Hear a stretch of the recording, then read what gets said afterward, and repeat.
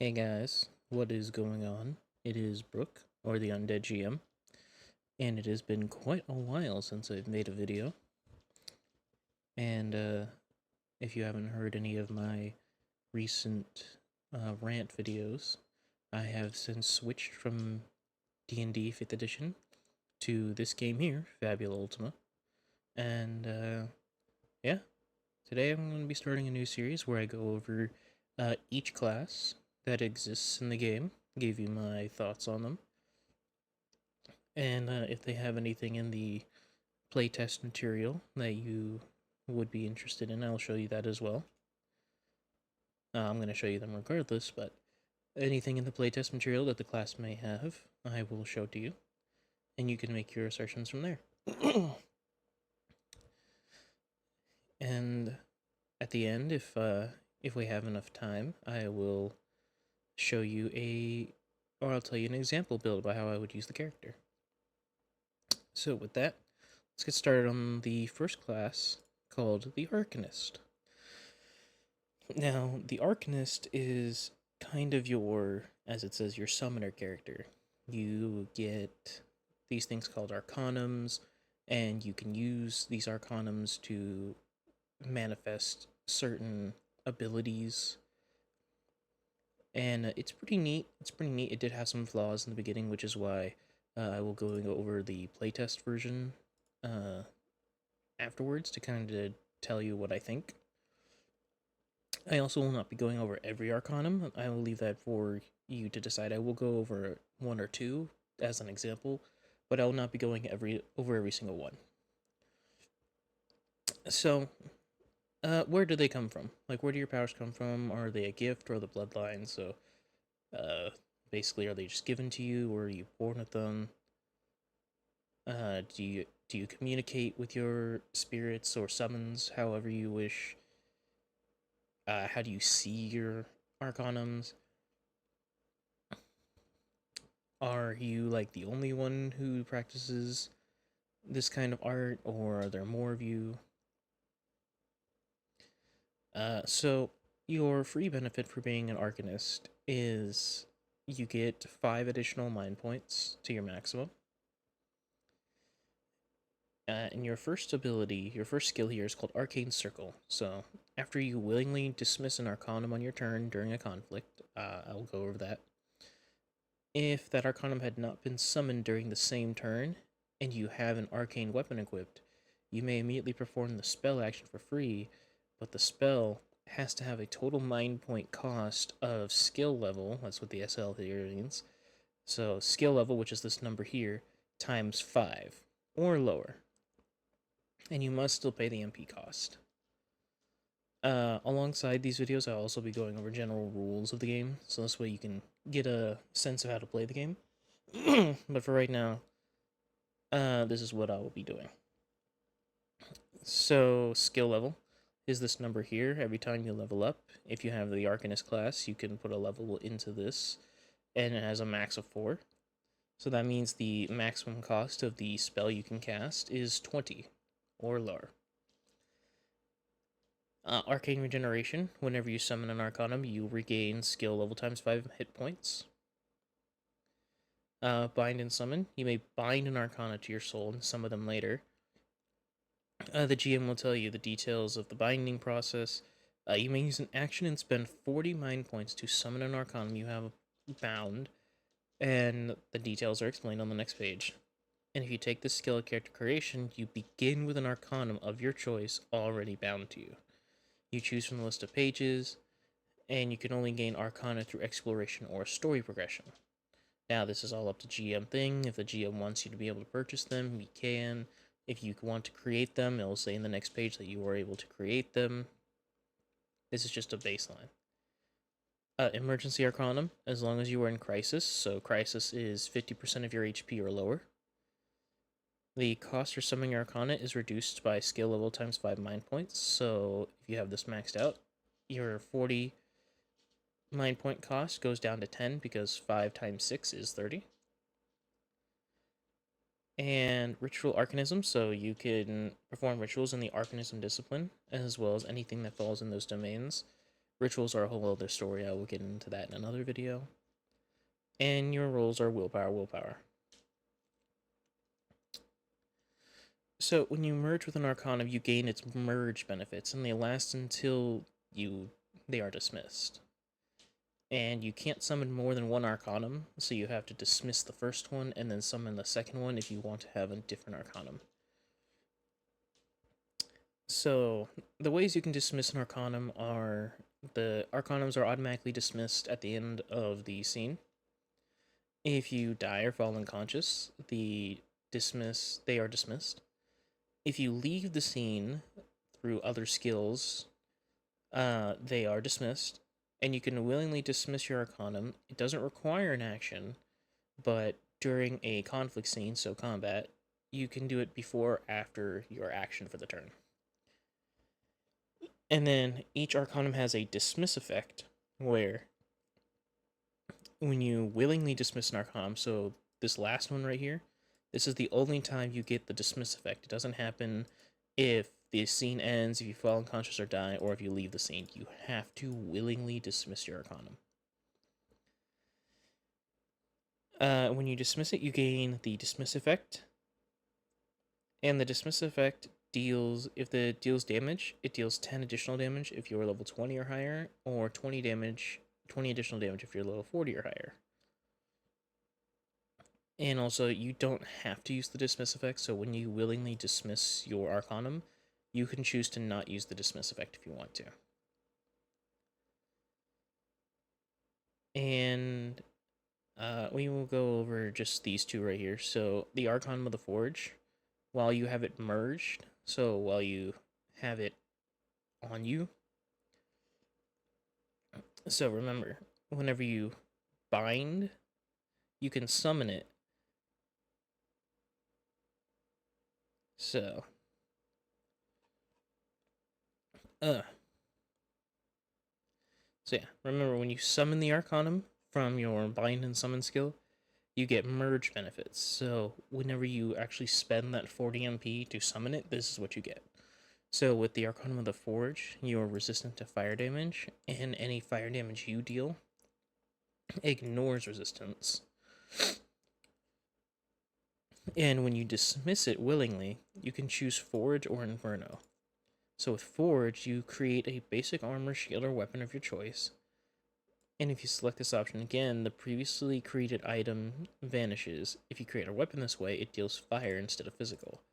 So basically, if you dismiss it, you can immediately create an armor, shield, or weapon. And if it happens to be a weapon, the weapon deals fire instead of physical. But if you somehow get the ability to merge with this Arcanum again, and then dismiss it again, if you get a basic armor, shield, or weapon again, the previous choice is destroyed and it's replaced with a new one. Inferno. Choose any number of creatures you can see. Each of them suffers 30 fire damage, and it ignores resistance. And then Frost is kind of the same thing. So you have Ice, you have resistance to Ice and are immune to the Enraged condition. And any ice damage you deal ignores resistance. And when you dismiss it, you can choose any number of creatures, and each of them suffers 30 ice damage and ignores resistance. Now, like I said before, this is how the Arcanist will function in the base book, but if you are interested in the playtest version, which is, as you can see up here, January 23rd, 2025, so it's very recent, there are a few changes. So you'll see here that the mind point increase for your free benefit has been changed to both hit point or mind points, so you could choose between hit points or mind points. Then if we go back to the skills here, they did change some things around, so Arcane Circle is not a thing anymore. Instead, we get Arcane Regeneration, where after you willingly dismiss an Arcanum you are merged with, if you are in Crisis, you may have yourself and every ally recover HP, equal to skill level times 5. So this is basically Arcane Regeneration from the previous one, except instead of it just being whenever you summon it, you have to dismiss it. You have to dismiss the Arcanum that you're merged with, and you have to be in Crisis. So it's not just whenever you summon it, you regain HP. You have to specifically dismiss it while you're merged with it, and you have to be in Crisis. But the benefit also is that it's not just you who gains the HP anymore, it's you and every ally. It's also better because it's skill level times 5 still, but it's skill level 6 instead of skill level 2, so you gain 30 HP instead of 10, which is a lot better. Bind and Summon is still pretty much the same.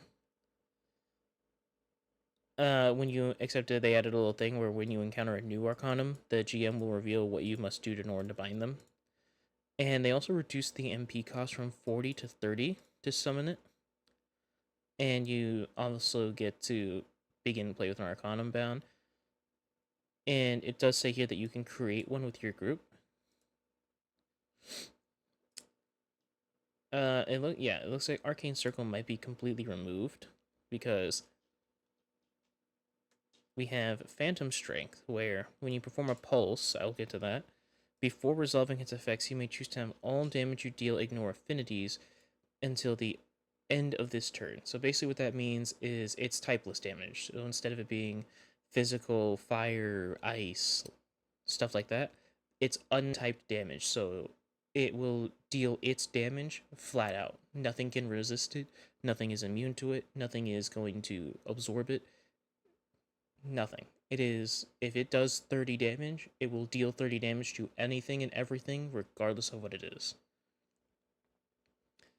If you do, the next time you deal damage before the end of this turn, you deal skill level plus 4 extra damage, so you can deal 10 extra damage.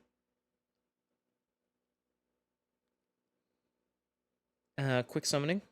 I think this is what is replacing Emergency Arcanum, is possible. So when you summon an Arcanum on your turn during a conflict, you could choose 2 options. Yes, so it is Emergency. You can reduce its MP cost by skill level times 5, so 10. And or after you summon the Arcanum, if you are merged with it, immediately perform its pulse. If you choose at least one option, you cannot willingly dismiss that Arcanum until the start of your next turn. And if you choose both options, the Arcanum's dismiss effect will not be available for the summoning. So basically what this is saying is that if you decide to summon an Arcanum that you're merged with, you can reduce its MP cost by 10, or you can have your pulse effect activate immediately. And if you choose just one of these 2 options, you cannot willingly dismiss it until your next turn. But if you choose both of these, so if you choose to reduce its cost and immediately use its pulse effect, you cannot willingly dismiss it at all. Well, you can, but you won't get the dismiss effect. You can dismiss it. I will re-say that. If you choose both effects, you can still dismiss it, but you will not be able to use the dismiss effect at all. And then Ritual Arcanism is still the same. So basically, all they did is that they removed Arcane Circle and Emergency Arcanum. They changed them into 2 totally different skills, and they upgraded Arcane Regeneration. Merging with the Arcanum is still the same. When you gain its merge benefits, you cannot merge more than 1 Arcanum. If you are merged with an Arcanum, they will automatically dismiss at the end of the scene. If you die, if you leave the scene, and if you willingly dismiss it, it never requires an action. Do so before or after. You can do so before or after an action. And pulse effects, these are new. In addition to their merge effects, most Arcana are granted a pulse effect and a dismiss effect. So as long as you are merged with the given Arcanum, you may use an action to unleash the pulse effect. You may only do so during a conflict state and only once per turn.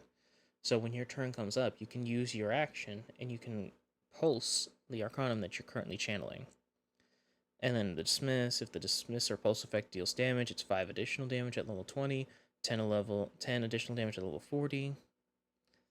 And so I'm not even going to try to pronounce these names, so you're just going to have to bear with me here. So this one is kind of like the space one.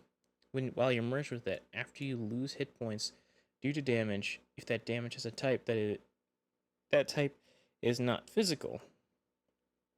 After you lose hit points due to damage, if that damage has a type, and that type is not physical, so basically any damage that's not physical, you gain resistance to that damage type and lose any previous resistance granted by this effect. and when it is dismissed, you lose any resistance gained through this effect. So that's just while it's summoned, and then on your turn, you can use your action to do its pulse effect, where you deal 10 fire damage to a creature you could see, and then deal 10 ice damage to another creature you can see. So you can either do the same or a different one. And then when you dismiss it, you could choose either every enemy present on the scene suffers slow. Every enemy present on the scene who is suffering from slow will perform one fewer action during their turn to a minimum of 0. Or you teleport yourself and up to 5 nearby allies you could see to a location you have visited in the past, provided that it is within 1 travel day of your position. Once the second or third option is chosen, the dismiss effect will not be available until the next dawn. So, as you can see, the Arcanist has a lot more things going on with it than it did originally, where instead it was just summon, dismiss if you had enough MP, and you could just reduce it. Now it's more like you can summon it, and then you can either pulse it to get the benefit, or you can dismiss it to get the big benefit. I'm personally a fan of this version, the playtest version of the Arcanist. It feels a lot better. And I'll let you make your own decisions on that. But I'm of the opinion that this version of the Arcanist is far better than this version. Like the core book version of the Arcanist is kind of inferior to this version, because a lot of the skills that were decent for its version in the book are now a lot better because of the addition of the pulse effect, and it doesn't feel so one note where you just summon the thing, you get its merge effects, and then only when you really want the big effect do you actually dismiss it. Here it's like you can get a minor benefit for keeping it channeled for as long as possible, but you don't have to. There's choice here.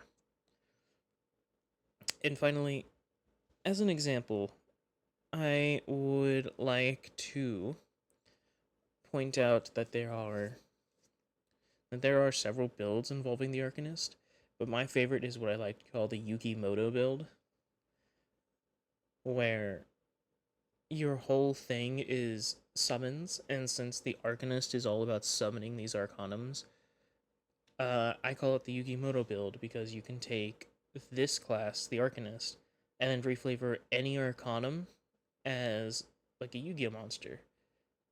And in addition to that, if we're going with the later seasons of the original series, you can have your deck master in the form of the Wayfarer class, which is your sort of ranger pet class, where you get a pet that you just have, and it has its own stats, and it's pretty good.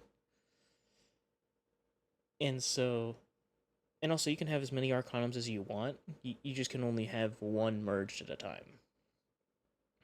So you can basically have every arcanum if you wanted to. But yeah, that will be the end of this video. Next episode, we'll be going over the Chimerist. So stick around for that, and I will see you next time.